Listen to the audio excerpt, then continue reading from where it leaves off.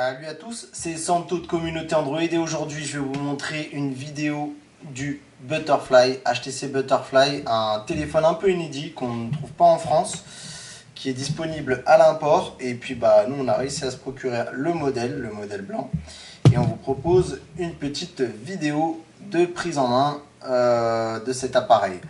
Donc cet appareil il tourne bien évidemment sur Android avec la surcouche HTC Sense.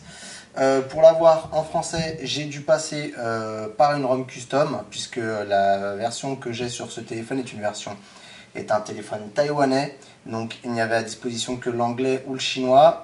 Donc du coup, ici, on a une interface française avec une ROM custom qui contenait toutes les langues. Donc très rapidement, c'est très proche, c'est très proche de ce qu'on trouve sur un HTC One. Il faut savoir que le téléphone a également bénéficié de la mise à jour de Android 4.2.2. Si je vérifie ici, je vais vous montrer rapidement. Donc on est bien sur une version Android 4.2.2 et pour info, la ROM custom pour ceux qui auraient ce téléphone, c'est la Team A4TW Boa Butterfly version 5.2. C'était pas facile à dire. Mais voilà, et du coup, on a bien la version Sense 5.0, mais vous allez voir qu'il y a des petites modifications qui ont été faites sur cette ROM custom qui la rendent vraiment très intéressante.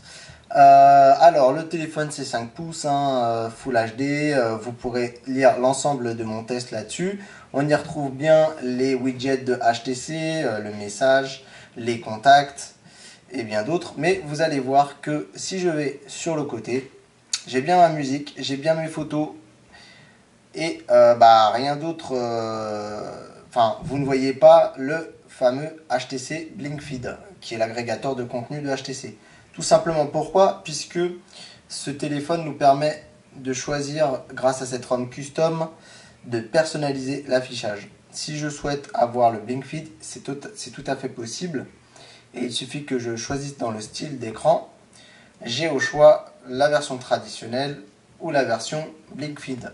Il suffit d'appliquer et là je me retrouve avec le BlinkFeed, l'agrégateur de contenu. Voilà, tout ça.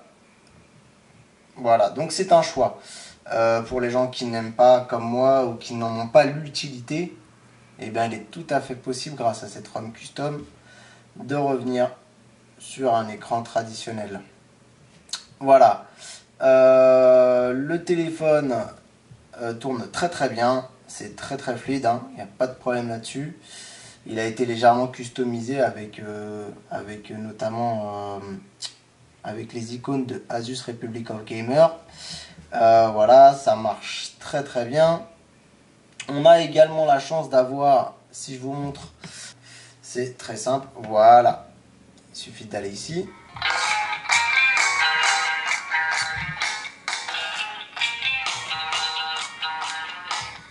Malheureusement, en photo, il y en a qui ne pivotaient pas. Voilà, ça vous donne une idée du son.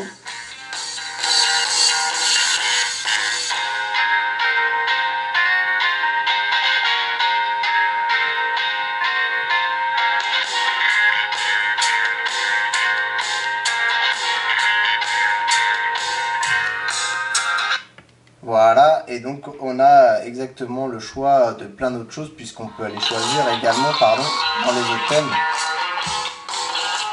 Et notamment HTC a rajouté de nouveaux thèmes, comme celui-ci par exemple, qui n'était pas dans la première version du HTC One.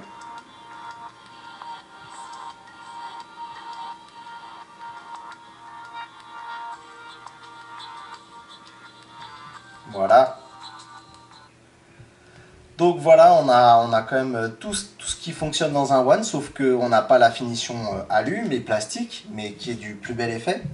Et on a ce fameux écran 5 pouces, puisque pour l'instant on sait que HTC en France ne propose pas la version 5 pouces. Voilà, on peut rapidement passer au fameux test du jeu. Et on va vous prendre The Dark Knight pour vous montrer. Donc ici on est sur un Snapdragon S4 Pro qui est cadencé à 1,7 GHz si je vous dis pas de bêtises. et notamment qui dispose d'un Adreno 320. Donc on est sur des configurations assez similaires à un Nexus 4, voire à un Xperia Z pour vous donner la comparaison. On est un poil en dessous de ce que peut proposer un HTC One qui lui est sur un Qualcomm Snapdragon 600. Mais au final, les perfs ne sont pas égales, mais je dirais elles ne sont pas ultra supérieures. On est assez proches. Puisque d'ailleurs, ils ont tous les deux la même puce graphique, l'Adreno 320. Donc voilà, ici vous avez le bouton du volume, vous avez un effet d'une grille comme si c'était pour la dissipation de la chaleur. Voilà, ici. Et ici, le fameux port. Le port micro SD SIM, donc qui est un des seuls derniers modèles qui propose ça. Le jack 3,5, le bouton power au milieu.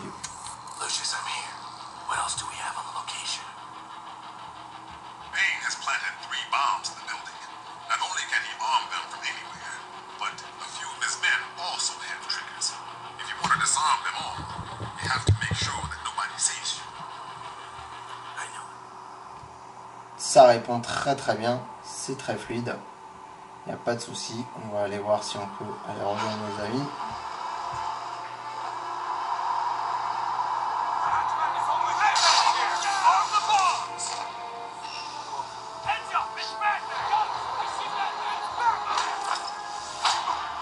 Du coup c'est parti.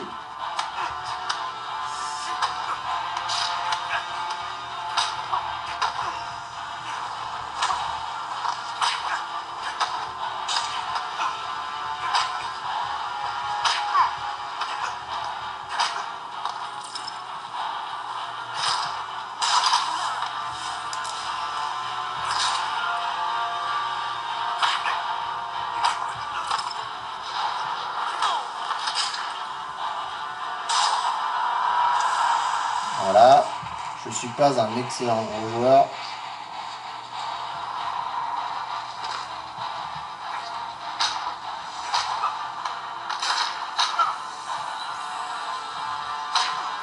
Voilà. Voilà un peu pour l'expérience, donc voilà, ça marche plutôt bien. L'appareil photo, il n'y a pas de problème, c'est un 8 mégas. C'était donc un petit tour d'horizon de ce que pouvait proposer HTC, donc avec son Butterfly. On a les améliorations d'Android 4.2, on a les widgets ici, les widgets d'HTC, qui en proposent toujours autant d'ailleurs. Voilà, je pense avoir fait le tour de ce produit pour vous donner un peu l'idée de ce que l'on a rapidement. Voilà, je vous laisse consulter mon test écrit.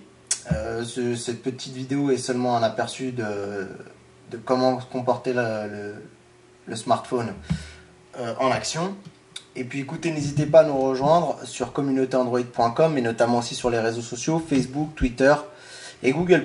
On vous y attend avec impatience pour plus de questions. N'hésitez pas à nous laisser des commentaires aussi sur notre chaîne YouTube.